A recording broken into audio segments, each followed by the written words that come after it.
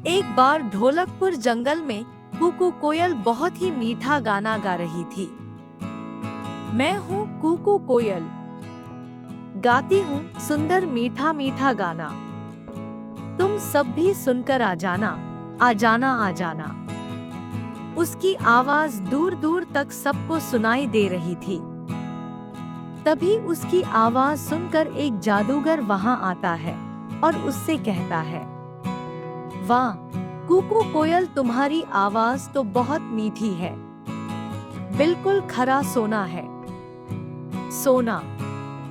हाँ। तभी जादूगर आबरा का डाबरा बोलता और कुकू कोयल से कहता है, तुम अब से जब भी गाना गाओगी और गाते समय अगर तुम्हारे मुंह से एक भी बूंद पानी की नीचे गिर गई तो वो बूंद सोने में बदल जाएगी। लेकिन तुम्हें एक बात का हमेशा ख्याल रखना होगा कि तुम कभी ऐसे लोगों के सामने नहीं गाना जो तुमको किसी भी तरह से नुकसान पहुंचाएं। ऐसा बोलने के बाद जादूगर वहां से चला जाता है। इधर कुकू कोयल फिर से गाना गाने लगती है। तभी वहां पर चंपा लोमड़ी आती है और वो कुकू कोयल का गाना सुनने लगती है। गाना गाते गाते कुकू कोयल के मुहर से पानी गिरता है। पानी के नीचे गिरते ही वो सोने में बदल जाता है। चंपा लोमड़ी अपने सामने सोना देखकर बहुत खुश हो जाती है और झट से सोना उठाती है। फिर वहां से बहुत तेज दौड़ लगाते हुए अपने घर पहुंचती है। इधर कुकू कोयल गाना गाती रहती है। तभी वहां पर एक शिकारी आता है। शिकारी पेड़ के नीचे बैठकर कुकू कोयल का गाना सुनने लगता है। कुकू कोयल गाना गा ही रही थी कि फिर से उसके मुहर से पानी नीचे गिरता है। मुहर का पानी नीचे पहुंचते ही सोने में बदल जाता है। अपने सामने शिकारी सोना देखकर बहुत खुश हो जाता है। वो झट से उसे उठा लेता है। तभी शिकारी फिर देखता है कि ऊपर से पानी की एक और बूंद गिरी जो सोने में बदल गई। शिकारी फिर खुश होता है और उसे भी अपने पास रख लेता है। ऐसे करते हुए कई बूंदें ऊपर से नीचे गिरती है जो सोने में बदलती जाती है।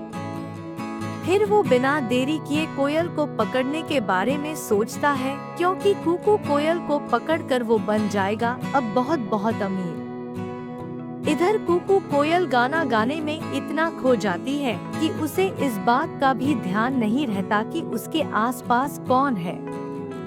फिर शिकारी बहुत धीरे से अपना जाल फेंकता है और कुकू कोयल को पकड़ लेता है।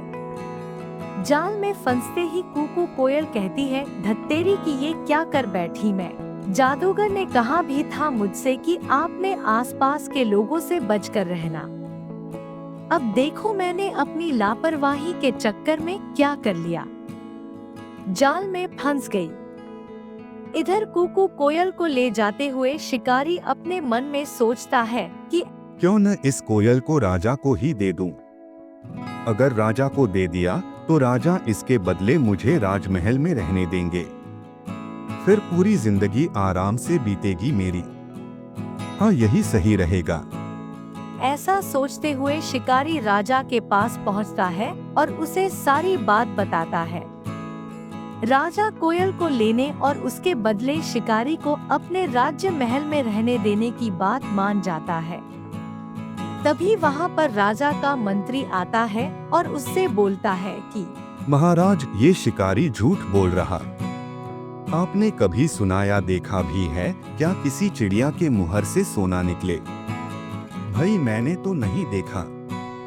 मंत्री की बात सुनकर राजा शिकारी से कहता है, पहले मुझे सोना दिखाओ।